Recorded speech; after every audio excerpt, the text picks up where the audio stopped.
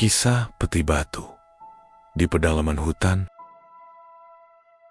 di sebuah desa terpencil, di pedalaman Kalimantan, hidup warga yang sehari-harinya mengandalkan sungai dan tak ada hujan untuk kebutuhan air. Namun, kemarau panjang tahun itu membuat sungai mengering, sumber-sumber dangkal kosong, dan warga mulai resah. Kepala desa akhirnya memutuskan untuk menggali sumur baru di lahan kosong yang letaknya agak jauh dari pemukiman. Sebuah tanah yang jarang disentuh manusia. Sejak awal, beberapa orang tua desa sempat memperingatkan agar jangan menggali di sana. Mereka menyebutnya tanah yang tidak bernama, tempat yang seharusnya dibiarkan tidur dalam keheningan. Tapi karena desakan kebutuhan, larangan itu diabaikan. Belasan warga berkumpul, membawa cangkul, linggis, dan tenaga seadanya. Hari pertama penggalian berjalan lancar. Tanah gembur dan akar-akar kecil mudah dipotong. Namun saat hari berganti, cangkul mereka mulai menghantam sesuatu yang keras. Bukan batu biasa, melainkan permukaan padat, berwarna hitam, dengan ukiran aneh. Para penggali berhenti, saling berpandangan. Seperti peti, bisik salah satu warga. Semakin digali, semakin jelas bentuknya. Sebuah peti batu dengan permukaan yang dipenuhi simbol-simbol tak dikenal, seperti binatang bercakar dan wajah-wajah aneh dengan mata kosong. Ukiran itu terasa hidup saat terkena cahaya matahari, seolah bergerak mengikuti pandangan mata. Rasa takut menyelimuti sebagian orang. Mereka ingin berhenti, tapi kepala desa bersikeras, mungkin ini peninggalan leluhur, harta atau benda pusaka yang bisa membantu mereka keluar dari kesulitan dengan tenaga bersama. Peti itu akhirnya berhasil diangkat ke permukaan. Bentuknya besar, berat, dan dingin meski siang hari terik. Saat peti itu disandarkan di tanah, semua orang yang ada di sekitar terdiam karena dari dalam peti terdengar sesuatu samar, ritmis, perlahan, deg-deg, deg, seperti suara detak jantung. Suasana mendadak mencekam. Seorang ibu tua menjatuhkan embernya sambil berteriak lirih. Itu bukan milik kita, itu yang disegel. Jangan buka!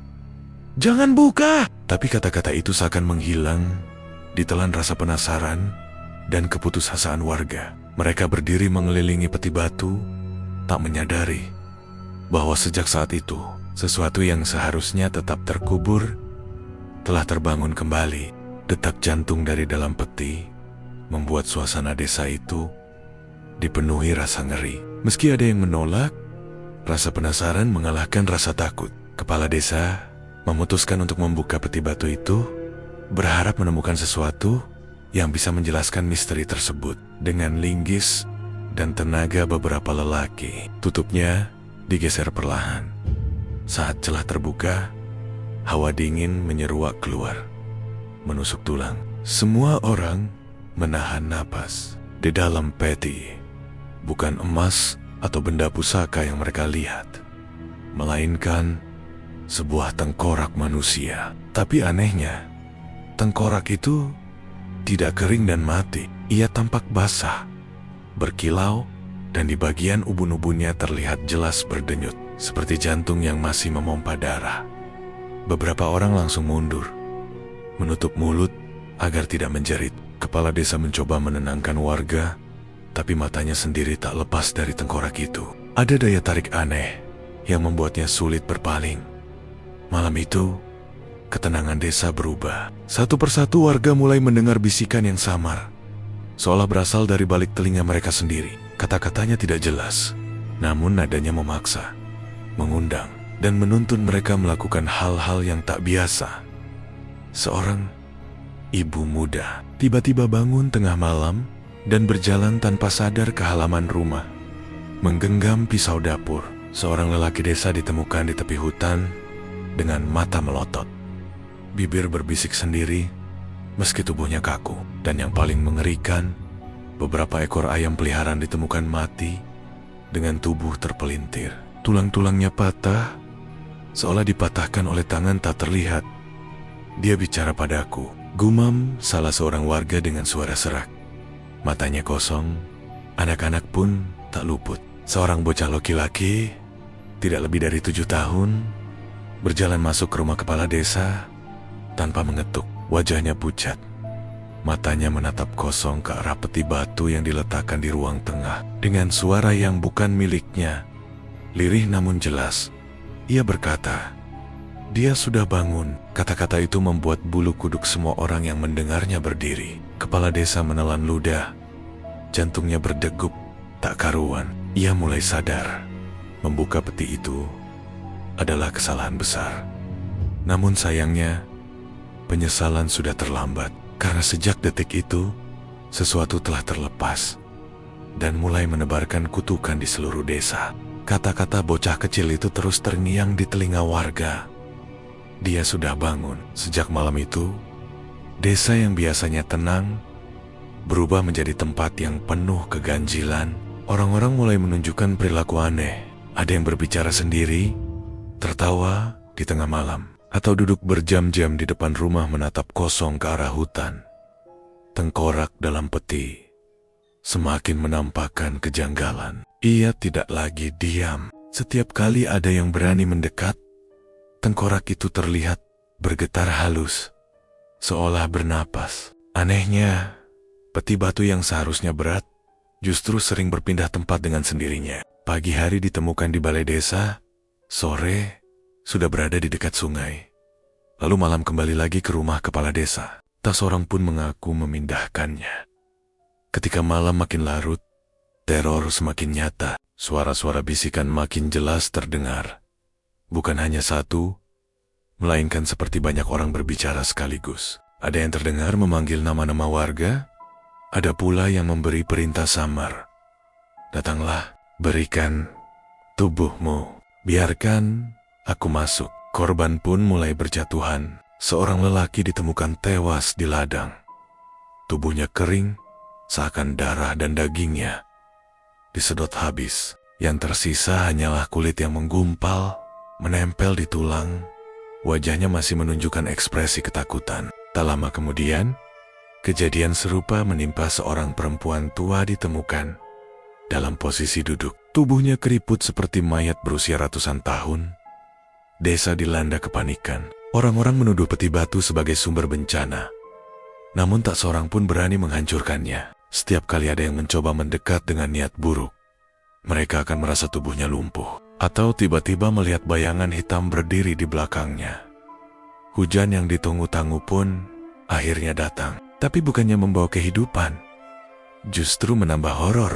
Air hujan yang turun malam itu berwarna merah pekat, menodai atap rumah, membasahi tanah, dan mengalir ke sungai, hingga warnanya seperti darah segar. Anak-anak menangis, ketakutan orang-orang berteriak histeris. Sementara dari dalam peti, terdengar suara yang semakin jelas, suara tawa, parau, dan mengerikan.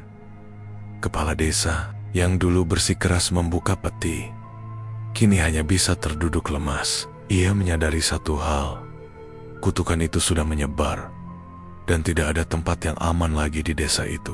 Hujan merah yang turun malam itu meninggalkan bekas menakutkan. Tanah becek seperti dipenuhi darah.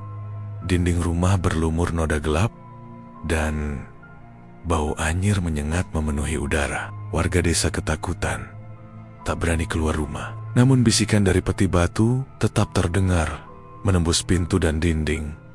Di tengah kepanikan itu, seorang tetua desa yang selama ini diam, akhirnya angkat bicara. Namanya Nyang Apoy, lelaki renta yang rambutnya memutih semua. Ia berjalan tertatih ke balai desa, wajahnya pucat, tapi sorot matanya tajam. Dengan suara bergetar ia berkata, "Kalian sudah membangunkan sesuatu yang seharusnya tetap terkubur. Itu bukan pusaka leluhur, melainkan penjara bagi roh yang tak boleh bebas." Warga terdiam.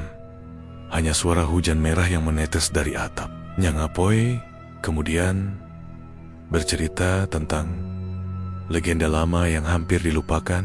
Dahulu, ada makhluk yang disebut penunggu perut bumi.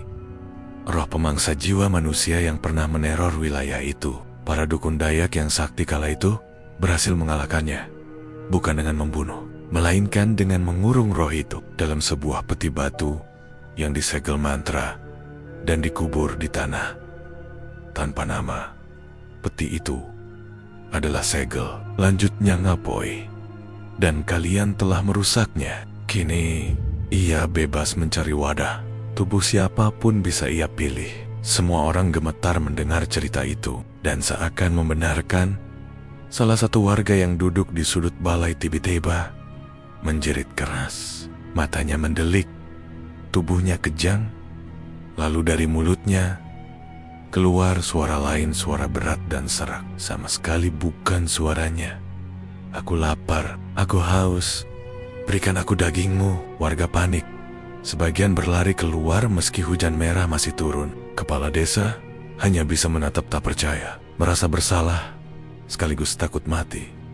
Namun, di tengah kekacauan itu, seorang pemuda bernama Jaya maju ke depan. Wajahnya tegang, tapi tekadnya bulat. Kalau peti ini harus dikembalikan ke tanah, biar aku yang melakukannya. Tetua desa menatapnya dalam, lalu mengangguk pelan. Hanya keberanian yang bisa menutup jalan iblis itu.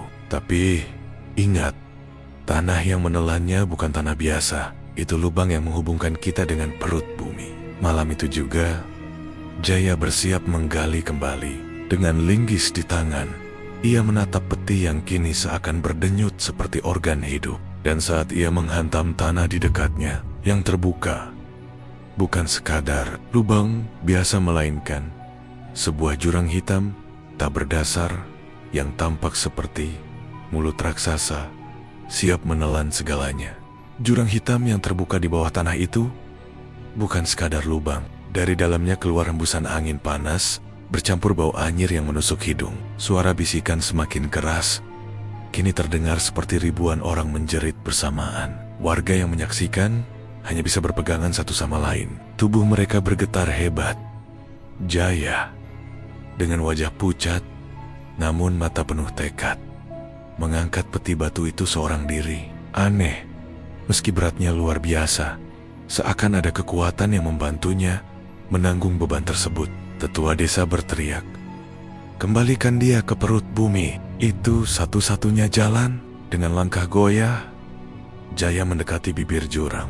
Bisikan itu langsung menusuk kepalanya, menawarkan janji-janji manis, kekuatan, keabadian, kekuasaan. Tapi Jaya menggertakkan gigi, menutup telinga, dan melangkah terus. Saat tiba di tepi, ia menoleh sebentar ke arah warga. "Kalau aku tidak kembali, jaga desa ini." Lalu, tanpa ragu, ia menjatuhkan diri bersama peti batu ke dalam kegelapan. Jeritan panjang menggema, diikuti suara dentuman keras dari dalam jurang. Tanah bergetar hebat. Rumah-rumah retak pohon-pohon berguncang seperti diterpa badai. Warga berteriak ketakutan. Beberapa terjatuh tersungkur. Dari dalam jurang muncul kilatan cahaya merah. Lalu disusul suara tawa melengking yang tiba-tiba terputus ketika getaran berhenti. Jurang itu perlahan menutup dengan sendirinya. Tanah yang terbuka kembali rata, seolah tak pernah tergali. Hujan merah berhenti. Malam itu berubah sunyi, hanya menyisakan isak tangis warga yang masih gemetar. Namun keesokan paginya, desa itu tampak berbeda. Hening, sepi, burung tidak berkicau, anjing tidak menggonggong. Saat orang luar mencoba mendatangi desa beberapa bulan kemudian, yang mereka temukan hanyalah hutan lebat tanpa jejak perkampungan. Tidak ada rumah, tidak ada jalan setapak, bahkan pondasi pun tidak. Seolah desa itu ditelan bumi dan tidak pernah ada. Meski begitu, para pemburu dan penjelajah yang kadang melewati wilayah itu melaporkan hal sama. Bila menggali tanah di sana terlalu dalam, akan terdengar bisikan samar. Kadang berupa suara orang memanggil nama, kadang hanya detak jantung yang pelan. Namun pasti, dan legenda pun tersisa tentang sebuah desa di pedalaman Kalimantan yang hilang tanpa jejak karena berani membuka peti batu dari tanah tanpa nama. Dan cerita pun tamat.